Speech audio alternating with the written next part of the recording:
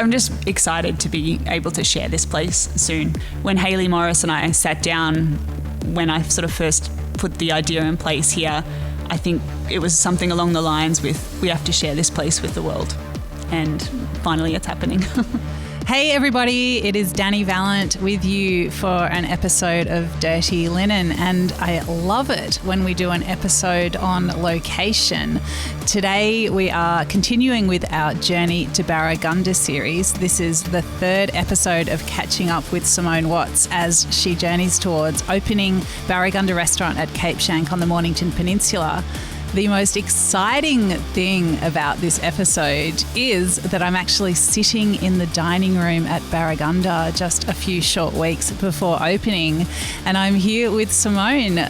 I want to say welcome, but should you say welcome? Hello, Simone. Hi, Dani. Welcome to Barragunda. Oh my gosh, I actually have goosebumps that you're here and that we're sitting in the dining space looking out over this, having talked about it together for many, many years. I'm still pinching myself that it's real and happening. Yeah, well, last time I was here, the space we're sitting in was a shed and it looked completely different to it does now.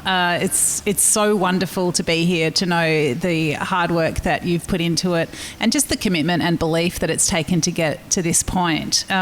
For people who perhaps haven't caught up with the first two episodes, just give us the potted history of how we got here. Oh gosh. Well, it was 4.5 years ago that we sort of put the first plans in place to open a restaurant here. But over that time, the development of the farming collective and what the restaurant was going to be, what we were going to offer at the restaurant, just how the farming community in general worked together, post-COVID, what that all looked like to what it is today is completely different. So now we're sitting in this sort of glass house pavilion that looks out over the market garden, that's run by a series of independent farmers and businesses that all produce produce for us here in the restaurant. And yeah, I'm just excited to start getting the food onto plates and into the kitchen and making it a reality, because it's just been so long in the planning process with how we're going to grow the food, all of the systems, and how we're sort of working that in with the grazing as well. I can't believe that, soon I'm actually going to be able to create menus with it on a weekly basis. Well, it really feels like a farm-to-table restaurant. You can feel that, you drive through the landscape, you're very much in this rural property as you come down the long driveway. The entrance of the restaurant has been built since I was last here, so it's a beautiful timber portico, maybe you would call it. Tell us what else we see as we walk into this beautiful pavilion. I think it was really important when creating this space that we honoured the Indigenous landscape that's here, and that it wasn't, a farm-to-table restaurant. It's a farm within a really important Indigenous space and area, and that honouring that and keeping all of those colours and tones and textures within both the restaurant itself, but outside within the landscaping. And, when you're sitting in the restaurant as we are now, you look out over the landscaping of rolling coastal hills that are, feel very much like you're down in the dunes around Cape Schanck. And then it flows into the market garden space, and there's like this almost seamless space there between poas and lettuces, which I love. Yeah, I love it too. Something else that was really striking as I walked in was your jars of preserves. Tell us what it's been like unpacking these little bottles of sunshine and other seasons. Oh, it's been like Christmas, because I've been preserving things for so long, and they've just been sort of stored in boxes because I've had nowhere to put them, and half of them I've forgotten about. So I've been, pulling out misos and soy sauces from like 21 and 22 at the moment, and tasting them and getting excited and inspired of what I'm going to do with them. And then obviously this time of year, the farm itself is like just full of produce. Tomatoes have started coming in, the endless cucumber, zucchini relentlessness has already begun. So I'm building on those preserves every day. But then, all of our honeys and different floral ferments and things that are always ongoing, sort of now that I've unpacked them all and I'm putting them all next to each other, I'm starting to go, oh, you're going to go really nicely with that, and you're going to come together with this, and it's lovely. And when you walk past the preserves, then you come upon the service kitchen with a very handsome stone bench. Tell me how the flow is going to work, like what will be done sort of behind the scenes and what will be done in front of your diners. Well, the service side of things will all be in the front of house open kitchen, which, it's the centrepiece is a very big, sexy marble bench that I've been filling up for the last 3 months. I can't walk past it without just sort of rubbing and sliding my hands over it. It's very sexy. And then behind that is a full electric line, so we don't have any gas on site at all, which was an environmental decision.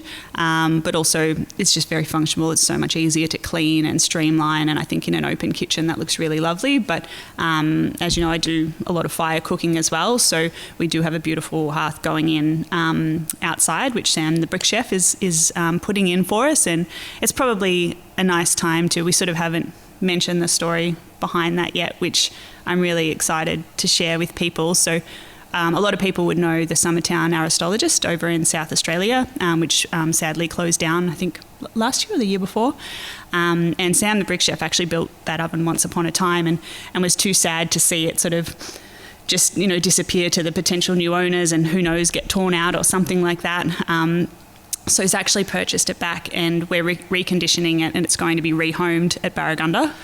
So, well, that's so great. Yeah. What a fantastic story. So many lovely chefs that I admire, David Moyle, Luke Burgess, people like that have cooked on this oven at one point in time.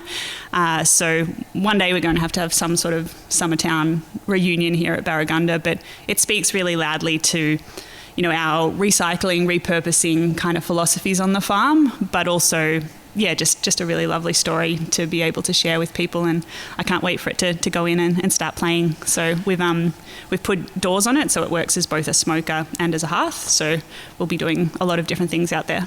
That's so exciting. I'll put a link in the show notes to my podcast chat with Sam Ferraccio, the brick chef. But I feel like it's got to be about time to get him back for another episode, because he's one of those people who is in and out of so many restaurants, but in a really sort of foundational and intimate way, like to build the oven that chefs spend so much time, coaxing to brilliance. It's such a special mark that he leaves on restaurants. Oh, his intelligence behind the way fire works is like no one else, and I think he teaches most chefs how to cook once that fire goes in, because it's seriously crazy getting to know the airflows of things and whatnot. But I am very glad now that I put the fire outside, because what we would have had to spend on the hoods and all of the problems that you can have when having a fire inside. Plus I've deep cleaned enough kitchens to know what deep cleaning a fire kitchen is like. So I'll have my nice little electric kitchen that I can wipe down, and the fire can be outside. Love it. And I think a lot of chefs are still resistant to going completely electric in the kitchen. Mm-hmm. Can you talk about your thought behind that? Like, how was that, how hard was it for you to make that decision, and how would you counsel other chefs who are wondering if they could do it in their own restaurants? I think for me it would be really hard to do if I didn't have fire as an option, because you do enjoy flame and the flavour that flame creates. Not that gas cooking really does that, unless you're cooking over a gas grill, but that's not real fire. It tastes different to me.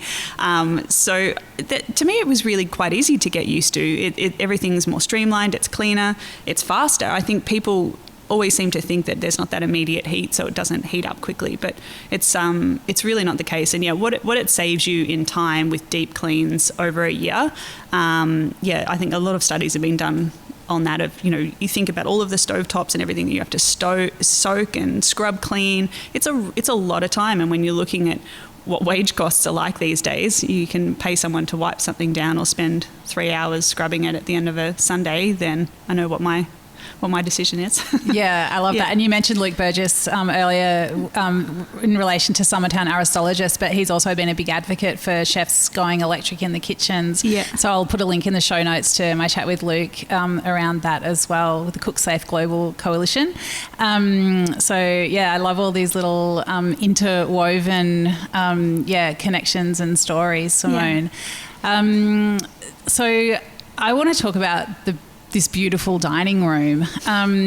Tell me a little bit about some of the materials that you've used and what it feels like to sit here. So David Dubois was the architect who is a close family friend of the Morrises, and he actually has a home just behind us. And I think that connection to place for him was really special in designing this, because he's so connected to this place and to the natural world down here and to what living on the back beaches of the peninsula is like. And I think he did an amazing job of bringing that to life internally, and all of the colours were chosen to sort of blend in with those coastal sandy limestone sort of dunes. It's so that when you look outside, everything that's green pops, but then the textures and tones inside are largely wood. So we've got spotted gum, both floors and ceilings, with a really grand ceiling that, I just sit in awe of. It's got this very cathedral kind of like feeling that just slows you down when you come in here. I feel like you feel immediately relaxed, which is a really nice thing as a chef to feel when you walk into your place of work every day. And then we've got a beautiful big fireplace at the end, which we actually turned on the other day. It was a completely inappropriate day to have a fire, but we just wanted to know what it was like. I think it was far too warm. But during winter, when you're just sitting on this big round table in front of the fireplace, it's just going to be spectacular. And most of the other tones are tiles, so we've got beautiful terracotta tiles that again bring that sort of earthy feel into it, and they're going to mould really nicely into all of the crockery that we're having made, which is all those again sort of earthy terracotta tones or limestone, so you feel like you're down in around the cliffs of Fingal. And then the centrepiece to the restaurant on the sort of far wall is a big, very empty frame at the moment, but I'm so excited to see Amy from Ethereal Floristry bring that to life. So she's one of our collective members. She runs a little flower plot over in the garden where she grows lots of straw flowers and different things that she can dry, but then harvests a lot from the native bushland here as well. And rather than sort of get a big piece of artwork for the main wall, we've simply left like a big shadow box frame with wires, and whatever's going on outside will be brought inside and created into an installation on the wall. So every time you come to Barragunda, it will be something different that's representing what's happening seasonally outside. So, yeah. So beautiful. And it's a mix of round and square tables. Yeah. How do you want it to feel when you're dining here? I think you want to be gazing outside all the time. You want to always be connected to what's going on out there. So, like we're sitting now, we have quite big round tables, but if you were two people, your tables would be facing this way, so you're looking out towards the garden. And I feel like, every little corner has its own feel. We're quite close to the market garden now, but over in the side here, the corner looks up into the beautiful tea tree, and you can almost feel like a little bit more closed in, but in a really lovely native setting. And then outside we've got a little sort of landscaped area that walks up to a gathering place where Sam, my partner who runs Reforest Nursery here, who's doing the landscaping, has got Murnon growing and bulbine lilies, and it's just it has this aura up there. It's really lovely. But I guess the table configuration will change depending on sort of what size groups we have that are coming and dining, but there's not, in my opinion, a bad table in the place. It's very open, and that was, so that the kitchen could feel part of this space, and that everyone sort of was close to the windows and being outside. There's no little nooks and sort of crannies where people are hidden away. It's just big and spacious, and yeah. So we're a few weeks from opening. What's left to do? Well, we feel pretty confident at the moment, maybe a little bit too confident, but I think, as everyone knows, this time of year is like just this false time when nothing really happens. So I know that time's going to go very quickly, and I shouldn't get too confident. But as far as the setup goes, we're pretty good. We're just doing sort of a big clean at the moment after the builders moving out. Tables and chairs are all here. We're just waiting on a few crockery bits and pieces to come. This afternoon, Marie and I are going to hit the chef's hat order that came in yesterday of unpacking things. So we'll be skipping around probably for about half an hour until it gets really tedious taking stickers off things. But that's sort of the next stage of setting up the actual, kitchen and bar equipment side of stuff. We've still got a little ways to go with recruitment. I'm probably not quite where I'd like to be with that. So we've got a couple of like really amazing, strong people, but if you're a talented bar person, please get in touch. That's probably the role that we're really need someone strong for. But for me, it's such an exciting role. I would love to apply for it if I could. It's with having access to 800 mature orchard trees of every season, the things that you could do as a bartender with ferments and juices and syrups, and then working alongside the kitchen as well with all of our waste produce and wheys and, you know, kombuchas and things that we're making. That partnership is really exciting. And I think for someone that's perhaps in the city and, you know, young family or something that is really passionate and thinks that they can only be in that world of, you know, cocktail parties in the cocktail bars in the city, there's something down here on the peninsula for you. So get in touch. And yeah, that's probably our next stage of going really hard on the recruitment side of stuff, and just little bits and pieces of styling. You know, we're cruising marketplace a lot at the moment for little quirky vases and crockery bits and pieces. And then the signage. So the last sort of piece of the puzzle is getting the civil works done on the entranceway, which was the last not very fun hurdle for us to jump over with council. They're making us put a little slip lane in for a 40-seat restaurant, which is a bit extravagant, but it's going to be a very lavish entrance for a very small restaurant. So that's all happening mid-Jan, and we're aiming to be open. I think it's the third week of Feb, from memory, the 21st. So the third Friday in February we're looking to open. So we'll do a couple of soft openings and a little media launch, and have everyone that's been a part of this journey come for those soft openings, which, you know, that we're looking at the invitation list at the moment, and it's made me pretty emotional, really. And so happy and grateful for how many people have held me up during this time and supported us during this time. I wouldn't be where I am without the community on the peninsula. So yeah, those couple of lunches or dinners are going to be very special. You've had to be very patient and committed to stick with it for this almost 5-year journey, Simone. Like, what have you learnt about yourself along the way? That I can be patient, because once upon a time anyone that knows me would have said that I can't be. But it's definitely slowed me down, which is a good thing. I needed to do that, and I think a lot of chefs that are working in the city would feel the same, you know, that I was yearning for connection to place and to myself, getting to know myself and what chef I wanted to be. So yeah, that I'm very grateful for that time. I'm in many ways glad it took this long. I think it's a very different place opening now to what it would have been if it all happened very quickly. You know, I live here now. I've become part of the seasonality and notice all the little ebbs and flows of things that I had no idea happened when I first came here. So it feels very right to be opening now. Wonderful. Well, I'm so excited for you to put all that on a plate. It's going to be extremely meaningful as well as delicious. You've talked about your team, and you do have some key people in place, and we do have Marie sitting with us now. I know she's just dying to hold the microphone. Do you want to pass the microphone over to Marie? Can you introduce yourself? Yes, so my name is Marie. By my accent, we can definitely see that I'm French. I've been living on the Mornington Peninsula for about 5 years. I actually came down for the reopening of 10 Minutes by Tractor in 2019. And I left that amazing space last year in October. And as soon as I left that space, Simone sent me a little message on saying that there will be something that will be maybe amazing for me. And here I am, a year later. So great. What a great team you both will be. So you're the restaurant manager and also overseeing the wine program, is that right?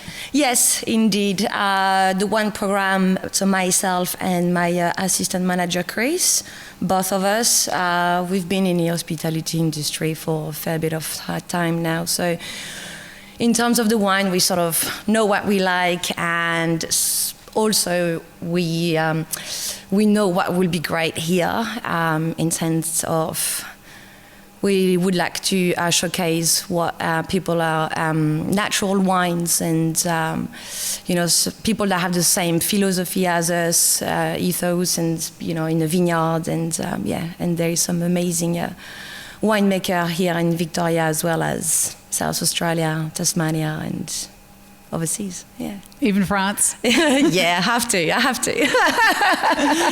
But we'll be mainly focused on Victoria, on where we are, and but a few sneaky Frenchmen will be there.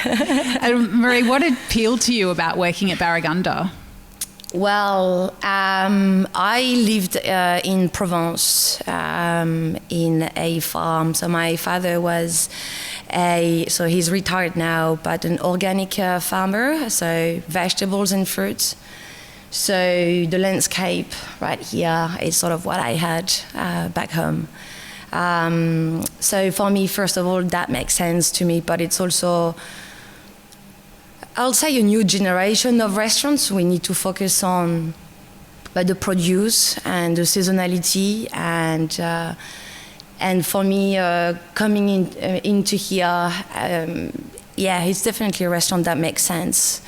You want to, when you're coming as a guest, you're gonna come and you're just gonna enjoy, but slowly, and understanding what's the process of everything, because now we don't really, we have vegetables on the table, but we don't even understand the process on how to grow them and how hard it can be, depending on, with the climate change and everything. And so, for me, it was definitely a restaurant that was making sense to me, and I was, and my parents are proud as well. I'm sure your parents are very proud, and rightly so. I love the fact that I'm sitting here with two women who are leaders in their fields and opening a restaurant. Tell me about the culture here. Like, how do you want your employees to feel about working at Barragunda? Oh, to feel included. Everybody has a voice, and put their idea on the table. And working as a team, like I can, indeed, on the paper as a restaurant manager, but for me, taking the ideas from everybody is so important, and to have everybody included. And if someone is their first job as hospitality, we here as, in brackets, seniors, but we're here to teach them and to elevate them, and to showcase that hospitality is a career. And for me, this is very important. Hospitality is not just a summer job, is a career. And why is hospitality a great career? Why should a young person look to hospitality as something that they can go home and tell their parents proudly that this is what they've decided to do? Everybody eats and drinks. I think it's like, is there nothing more beautiful in the world than like focusing your career around food and wine? Like, they're my two favorite things in the world. Why would that not be my job? Yeah, I mean, I have seen also back in France that, hospitality was more like a summer job to just make a bit of money, and, which I understand. But for me, the process of having 2 hours to make the guest feeling better, or to feel them, oh wow, I had a good experience. That for me is a challenge, and is a challenge that I take on board every day. I'm like, cool, every day is a different day. And I mean, it's even knowing a little bit of knowledge on the wine for a young person coming over. It's very interesting, oh, this one match so well with the food, or blah, and the process of how vegetables is grown. And for me, everything is.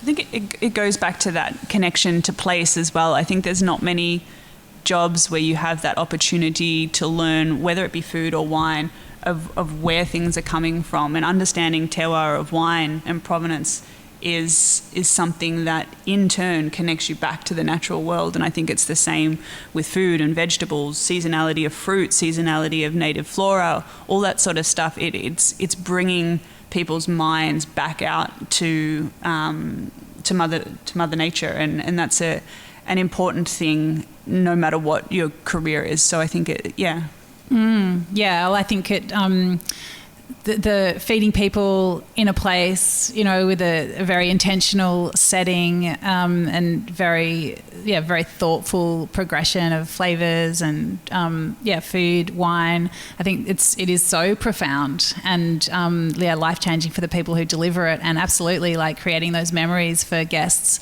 is one of the most beautiful things that you can do for a person. Yeah, and then the relationship as well that you have within the team, but with the guest as well, and then the people that comes back, and you create an actual relationship with people that you had no idea of, So for me, it's having a smile back at the door and saying thank you very much. It's just what I need, and it's.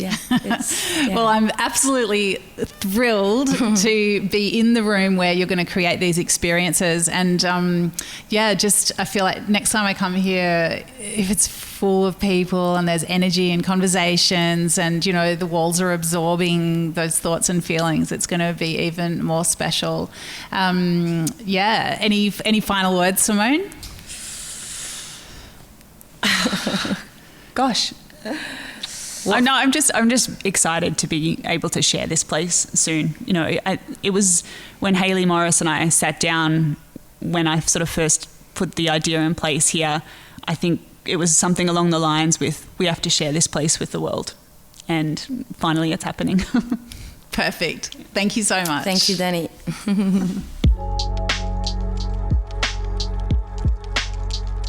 This is Dirty Linen, and I'm Dani Valent. We air the issues that the hospitality industry finds hard to talk about, hearing from different people with unique perspectives. We want to hear from you as well. If you have something that needs to be said about a topic, get in touch so we can include your perspective.